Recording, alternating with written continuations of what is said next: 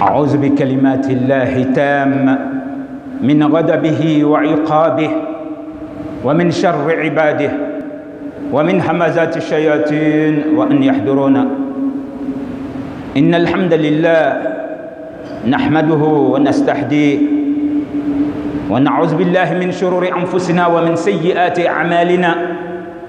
من يهده الله فلا مضل له ومن يضلل فلا هادي له وأشهد أن لا إله إلا الله وحده لا شريك له وأشهد أن محمدا عبده ورسوله صلوات الله وسلامه عليه وعلى آله وصحبه ومن تبعهم بإحسان إلى يوم الدين. Chers frères et sœurs en islam, qu'Allah subhanahu wa ta'ala nous donne son mois béni de Ramadan en parfaite santé. Chers frères et sœurs, notre sermon va porter sur un hadith et nous allons l'analyser ensemble. Dans ce hadith, le prophète sallallahu alayhi wa sallam, il va nous dire par rapport au mois béni de Ramadan: wa huwa shahrun awwaluhu rahmah wa awsatuhu maghfirah wa akhiruhu itqun minan nar. Il va nous dire ce mois béni que Dieu nous donne pour démontrer combien de fois il aime le fils d'Adam. Le début n'est que grâce de Dieu. La rahma de Dieu, c'est la miséricorde de Dieu. Alors, il va dire le milieu est le pardon accordé aux créatures de Dieu. Et à la fin de ce mois, lorsque Dieu il a pitié de vous et que vous avez pu jeûner comme ça se doit, Dieu vous délivre du feu, chers frères et sœurs. Donc, c'est pourquoi Allah lui-même il va nous recommander وَمَنْ شَهِدَ مِنْكُمُ الشَّهْرَ فَلْيَصُمْ. Celui qui verra le mois, qu'il fasse tout pour jeûner ce mois. C'est ce mois qui nous démontre combien de fois Allah subhanahu wa ta'ala est généreux avec nous. Chers frères et sœurs, Dieu nous aime. C'est pourquoi nous devons faire un effort pour aimer Allah subhanahu wa ta'ala et l'adorer. Allah subhanahu wa ta'ala, il nous a donné le Ramadan et il en a fait une opportunité. C'est une belle opportunité pour nous démontrer combien de fois il a pitié de l'être humain. Parce que c'est dans ce mois de Sha'ban qu'il va élever nos œuvres pour aller les regarder. Et il saura que d'autres se sont bien comportés, d'autres se sont comportés d'une manière qui ne lui plaît pas. Alors, il t'offre une autre opportunité qui est le mois de Ramadan pour te pardonner les péchés des autres 11 mois de l'année, chers frères et sœurs. Subhanallah. Subhanallah. Donc Allah subhanahu wa ta'ala nous accorde son amour et que Allah puisse nous aimer, chers frères et sœurs. On doit faire cette dua pour soi-même. Allahumma as'aluka hubbak wa hubba man yuhibbuk wa hubba ma yuqarribni ila hubbik. Seigneur, je te demande de m'accorder ton amour, fasse que je puisse t'aimer. Seigneur, fasse que je puisse aimer celui qui va t'aimer. Et fasse aussi que je puisse aimer tout ce qui va m'amener à être proche de toi et avoir ton amour. Les messagers, eux, ils faisaient cette dua pour eux-mêmes. Alors c'est pour vous dire que nous aussi, on doit faire autant. Parce que si Dieu vous aime, si vous aimez Dieu, il va vous aimer. Alors quand Allah subhanahu wa ta'ala, il va vous aimer, qu'est-ce qu'il fait? Il appelle Jibril et il lui donne l'information. Il va dire: Jibril, j'ai mon serviteur un tel sur terre, je l'aime. Alors informe les anges, aimez-le. Subhanallah. Donc les anges vont t'aimer dans les cieux. C'est Dieu lui seul qui connaît le nombre des anges, chers frères et sœurs. Si Dieu dit qu'il t'aime, Jibril va t'aimer et il donne l'information, tous les anges vont t'aimer. Qu'Allah fasse que ce soit le cas pour nous. Il y a des gens qui sont sur terre, quand tu regardes leur statut, tu peux penser que c'est des petits hommes, mais ils sont aimés par Allah subhanahu wa ta'ala et ses anges. En plus de cela, quand Dieu vous aime, qu'est-ce qu'il fait? Alors, il fait descendre ton amour. Il insuffle ton amour dans le cœur de bons serviteurs d'Allah subhanahu wa ta'ala. Tu verras que lorsque tu es parmi les gens, tu deviens charismatique. Tu es aimé de tous ceux qui aiment Allah subhanahu wa ta'ala. Ils ne vont pas t'aimer parce que tu es président. Ils ne vont pas t'aimer parce que tu es ministre ou directeur. Ils vont t'aimer à cause d'Allah subhanahu wa ta'ala. Donc, Allah subhanahu wa ta'ala, quand il vous aime, il laisse les anges vous aimer dans les cieux et il fait descendre votre amour dans le cœur de ses serviteurs pieux qui sont sur terre. Ils vont vous aimer. Et souvent, même ceux qui ne sont pas musulmans, ils vont le dire souvent. Je ne sais pas pourquoi j'aime ce monsieur. Et donc, Allah subhanahu wa ta'ala, quand il aime une créature, il y a des avantages, chers frères et sœurs. Donc, que Allah puisse nous aimer aussi. Et Allah subhanahu wa ta'ala, lorsqu'il va vous aimer, il va vous donner al-hikmah. Iza ahabbaka Allah yu'tika al-hikmah. Et il le dit dans son livre, wa man u'tiya al-hikmah faqad utiya khayran kathira. Quand Dieu vous aime, il vous donne la sagesse. Et celui qui aura la sagesse, Dieu lui-même le dit ici, celui qui aura eu la sagesse, il aura eu un bien indescriptible, un bien sans limite. Si Dieu fait de vous quelqu'un qui est sage, c'est qu'il vous aime. Et celui qui sera sage, Allah fera que le sage, il peut même transformer par sa sagesse son ennemi en ami. Il peut savoir que quelqu'un ne l'aime pas, mais par son comportement, il va transformer la personne et elle deviendra son ami. Mais si vous n'avez pas la sagesse, chers frères et sœurs, wallahi, vous prendrez vos amis pour des ennemis. Donc Allah subhanahu wa ta'ala nous donne la sagesse, chers frères et sœurs. Allah subhanahu wa ta'ala, il est celui qui honore sa créature. Donc quand il vous donne la sagesse, vous êtes heureux avec le peu qu'il va vous accorder. C'est la sagesse qui le fait. Vous admirez ce qui est autour de vous et vous rendez grâce à Allah subhanahu wa ta'ala. Vous vous plaisez avec ce que Dieu vous a accordé. C'est la sagesse qui peut donner cela à l'être humain.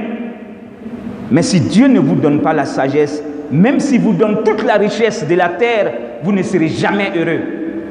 Vous serez souvent en train de vous plaindre même. Donc quand Dieu aime quelqu'un, il lui donne la sagesse. Et de cette sagesse, chers frères et sœurs, il va en résulter quelque chose de plus important qui est appelé as-sakina. As-sakina, c'est la quiétude. Donc Allah subhanahu wa ta'ala, il peut vous accorder, à partir de la sagesse, il vous accorde la paix du cœur et de l'âme. Si on peut l'appeler autrement, il vous accorde le réconfort moral. Subhanallah. Dieu, quand il vous accorde as-sakina, qui est le réconfort moral, vous deviendrez quelqu'un qui, chaque fois qu'il doit donner un point de vue, son point de vue sera rationnel. Et Allah subhanahu wa ta'ala, il vous amène à avoir confiance en vous-même. Parce que vous savez que vous êtes lié à Allah subhanahu wa ta'ala. Et celui qui a le réconfort moral, celui-là aussi, c'est l'homme qui sait se plaire avec ce que Dieu lui a accordé. Parce que le prophète va dire, Warda bima qasama Allahu lak takun adna an-nas. Suffis-toi avec ce que Dieu t'a accordé. Ainsi, tu seras le plus riche parmi les gens, le plus heureux même parmi les gens. Combien de gens qui sont souvent dans l'aisance, mais ils n'ont pas le réconfort moral, ils n'ont pas la quiétude du cœur. Mais quand Dieu vous aime, il vous donne la quiétude du cœur. Et ça fait que partout où vous passez, vous savez que le Créateur des cieux et de la terre, celui dont dépend votre existence, il est avec vous. Et donc rien ne vous ébranle. Et rien ne peut vous ébranler. Rien ne vous fait peur parce que vous savez que vous dépendez de celui qui peut procurer la meilleure des sécurités. Donc Allah subhanahu wa ta'ala nous accorde aussi ce qui est appelé as-sakina. L'homme qui va en manquer dans sa vie, vous allez lui donner toute la richesse de la terre, vous verrez que cette personne-là aussi sera en train de se plaindre. Les gens vont l'envier. On va penser qu'il est dans le luxe et l'opulence. Mais lui, il sait que quelque chose lui manque. Et son cœur sera meurtri. Souvent, il va se poser la question, pourquoi il a peur? Et souvent, il est angoissé. Parce qu'il n'a pas le réconfort moral. Il n'a pas la paix du cœur, chers frères et sœurs. Et donc, Allah subhanahu wa ta'ala, il peut accorder la santé, la richesse, l'intelligence et la beauté même à celui qui veut parmi ses créatures. Mais le réconfort moral, il l'accorde à celui qui l'aime parmi ses créatures. Donc vous pouvez voir quelqu'un, on pense qu'il a tout. Il est intelligent, il est riche, il est beau, il a tout ce qui est à Sakina va lui manquer, qui est le réconfort moral. Alors si Dieu vous l'accorde, vous êtes heureux. Qu'Allah subhanahu wa ta'ala nous accorde cela, chers frères et sœurs. Allah subhanahu wa ta'ala, il va accorder aussi sa protection. Donc la protection divine n'est pas donnée à n'importe qui. C'est donné à celui qui est aimé de Dieu, qui croit en Allah subhanahu wa ta'ala. Allah subhanahu wa ta'ala, il a plusieurs passages comme ça dans le livre pour dire aux croyants que vous ne devez pas avoir peur. En les récitant, vous êtes sous protection d'Allah subhanahu wa ta'ala. Il y en a plusieurs, chers frères et sœurs. Par exemple, Wallahu ya'asimuka minan nas. Il a dit à son messager, ce n'était pas pour lui seulement, c'est pour vous et moi. Chaque fois que tu veux sortir, alors tu peux mettre cela en prière. Wallahu ya'asimuka minan nas. Allah te protégera contre le malheur des hommes. Parce que l'homme est ce qu'il est. Il peut te sourire à la face, mais il est prêt, lorsque tu lui donnes dos, à te poignarder dans le dos. Il est prêt à s'en prendre à toi par tous les moyens qu'il peut utiliser, souvent d'une manière dont toi tu ne t'attends même pas. Donc Wallahu ya'asimuka minan nas, c'est pour te protéger, chers frères et sœurs, pour te dire que la meilleure protection vient d'Allah subhanahu wa ta'ala. Le prophète sallallahu alayhi wa sallam, c'est pourquoi en sortant de chez lui souvent, il disait, pour sortir, Bismillah, Tawakkaltu ala Allah, la hawla wa la quwwata illa billah. Au nom d'Allah, je vais faire cette sortie, je vais sortir. Tawakkaltu ala Allah, je me confie à Allah subhanahu wa ta'ala. La hawla wa la quwwata illa billah, point de force ni de puissance que par Allah subhanahu wa ta'ala. Il nous apprend dans un autre hadith que celui qui peut réciter cela, il a la protection d'Allah, il sort sous la protection d'Allah. Même les génies qui te voient venir, toi tu ne les vois pas, ils vont fuir de ta route. Et tu retournes chez toi sous la protection d'Allah subhanahu wa ta'ala. Allah subhanahu wa ta'ala, il va dire aussi, wa ufawwidu amri ila Allah, inna Allah basirun bil ibad. Wa ufawwidu amri ila Allah, je confie mon sort à Allah subhanahu wa ta'ala. Inna Allah basirun bil ibad. Allah est celui qui voit ses serviteurs, que ce soit les génies, que ce soit les anges, que ce soit les humains, que ce soit d'autres créatures que nous ne connaissons pas. Dieu nous connaît individuellement, il sait où on se trouve, il sait ce que nous sommes en train de faire. Et donc, voilà encore quelque chose qui vient de votre livre qui peut vous protéger. Et donc, c'est pour vous dire, lorsque vous avez l'amour de Dieu, vous avez le livre de Dieu pour vous protéger. Vous n'avez pas à aller consulter un prestidigitateur ou aller chercher la puissance et la force chez quelqu'un d'autre. Parce que Dieu, il va le dire, Innal izzata lillahi wa li rasulihi wa lil mu'minin walakinna al munafiqina la ya'lamun. La grandeur appartient à Dieu, ainsi que aux messagers de Dieu et les croyants. Mais ceux qui sont hypocrites, ils ne le comprendront jamais, chers frères et sœurs. L'hypocrite, il va faire semblant d'être musulman, mais il a quelque chose d'autre en poche, ou il a une bague à la main sur quoi il va compter. Subhanallah. Ou bien il a une chaîne, il se met cela au cou, ça doit le protéger. Et il peut même être au premier rang d'une mosquée. Donc à la face, qu'on ne soit pas dans ce lot-là, que Dieu nous accorde son amour.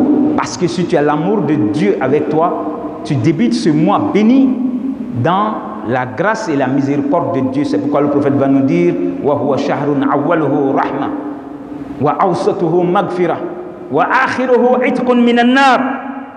Donc Allah subhanahu wa ta'ala, il nous pardonne et que il nous accorde sa clémence. Chers frères et sœurs, Allah subhanahu wa ta'ala, il a voulu que le prophète sallallahu alayhi wa sallam, il continue à nous édifier, à nous encourager à jeûner ce grand mois qui arrive, les vertus de ce mois. Le prophète va dire law ya'lamu al-ibad ma fi ramadan la tamanna al-ibad an yakuna ramadan sana. Si les serviteurs de Dieu savaient ce qu'il y a comme bonheur dans le mois qui arrive, chers frères et sœurs, qui est le Ramadan, on allait demander à Allah subhanahu wa ta'ala de faire de toute l'année Ramadan. On allait demander à Dieu, Seigneur, on veut jeûner toute l'année, parce que pendant le Ramadan, Allah subhanahu wa ta'ala, il va laisser le prophète nous informer. Dieu, il ouvre les portes de son paradis. Les 8 portes du paradis sont ouvertes. Et il ferme les portes de l'enfer. Wallahi, quand tu regardes ça, tu vois combien de fois Dieu voudrait qu'on rentre dans le paradis. Il a regardé dans le mois de Sha'ban, on s'est mal comporté, alors en Ramadan, il ferme les portes de l'enfer. Il ouvre les portes du paradis et il invite tous ceux qui étaient des pécheurs à se repentir et d'entrer maintenant dans son paradis. Donc à la face qu'on puisse atteindre ce mois et qu'on puisse le jeûner, chers frères et sœurs. Allah, pour nous montrer qu'il nous aime, il va ligoter les satans. Quand les satans nous incitent à faire le mal, ça se fait facilement dans les autres mois. Mais Allah subhanahu wa ta'ala, pendant le mois béni de Ramadan, il va ligoter les satans. Et c'est pourquoi vous verrez que des gens seront excités. Partout ils vont se trouver, même dans les ruelles, ils vont organiser des prières. Ils veulent plaire à Allah subhanahu wa ta'ala, parce que les satans qui leur est allié est ligoté en ce moment, chers frères et sœurs. Allah, par sa grâce encore, il va faire que la prière surrogatoire aura le mérite d'une prière obligatoire. Parce que quand on accomplit une prière obligatoire ensemble, on a 27 récompenses divines. Si on fait une prière surrogatoire, c'est comme une seule récompense. Mais en Ramadan, Allah, pour la prière obligatoire, il nous donne jusqu'à 70 fois la récompense de cette prière-là. Et la prière surrogatoire prend la place de la prière obligatoire, 27 récompenses divines, chers frères et sœurs. Subhanallah. Donc Allah subhanahu wa ta'ala, lorsque vous pouvez aller accomplir la Umrah pendant le Ramadan, alors vous avez la récompense de celui qui a fait le pèlerinage avec le prophète Mohammed sallallahu alayhi wa sallam, parce que c'était le meilleur des pèlerinages. Personne ne peut faire un pèlerinage comme lui. C'est pourquoi il disait Khudhu anni manasikakum. Alors prenez votre rite de ma manière de faire. Et ceux qui ont eu la chance de l'accompagner ont fait le meilleur des pèlerinages. Mais Dieu a eu pitié de sa communauté. Lorsque vous venez dans le mois béni de Ramadan, vous quittez chez vous, vous allez à la Mecque pour faire une umrah. Dieu vous donne la récompense du pèlerinage qui a été accompli avec le prophète Mohammed sallallahu alayhi wa sallam. Chers frères et sœurs, wallahi, si on a les moyens, on doit y aller. Ceux qui ont déjà fini d'accomplir leur pèlerinage, s'ils peuvent, ils doivent aller au moins une fois aussi, pendant le Ramadan, aller prier dans cette mosquée-là. Quand on prie dans cette mosquée, c'est 100 000 récompenses divines pour une seule prière. Mais lorsque c'est le Ramadan, Dieu multiplie cela jusqu'à 70 fois. Subhanallah. Et donc si vous avez les moyens, pourquoi ne pas aller faire une umrah pendant le mois béni de Ramadan? Et parmi les vertus encore de ce mois, Allah subhanahu wa ta'ala, il laisse le prophète nous informer. Allah exauce la prière de celui qui est en train de jeûner. Subhanallah. Est-ce qu'on imagine un peu cela? Tout ce que tu peux dire à Dieu, si c'est conforme avec les lois d'Allah subhanahu wa ta'ala, tu n'es pas en train de demander ce qui déplaît à Dieu, ce que Dieu a prohibé. Alors quand tu demandes et que tu es en train de jeûner, Dieu il promet qu'il va exaucer. Même si tu ne l'as pas vu au cours de ce Ramadan, peut-être que Dieu l'a gardé pour que ce soit un paradis pour toi. Wallah, et ça c'est mieux que ce que tu vas demander et que ce soit accordé. S'il veut, il peut l'accorder. S'il veut, alors il va faire de cela un échange.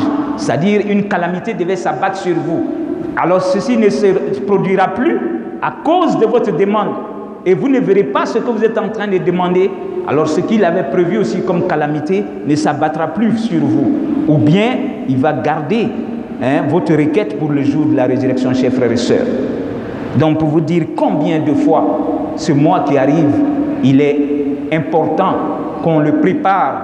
C'est pourquoi l'imam avait lancé déjà l'opération d'Iftar, c'est-à-dire aider ceux qui vont venir rompre leur jeûne. Réunir 12 millions, faites tout pour que votre infra soit là-dedans. Parce que chaque fois que les gens pourront manger, Allah subhanahu wa ta'ala, il va leur donner la récompense de leur jeûne et il va vous accorder la même récompense aussi. Donc le mois béni de Ramadan, le prophète devenait très généreux. Chers frères et sœurs, soyons généreux, soyons bienveillants envers nos parents, nos proches parents, les pauvres, assistons-les beaucoup lors de ce mois béni de Ramadan, parce que tu ne sais pas si tu verras un autre Ramadan après ça. Donc qu'Allah subhanahu wa ta'ala ait pitié de nous et qu'il nous assiste et qu'on fasse le Ramadan dans sa paix, dans la quiétude et dans sa sécurité. Brothers and sisters,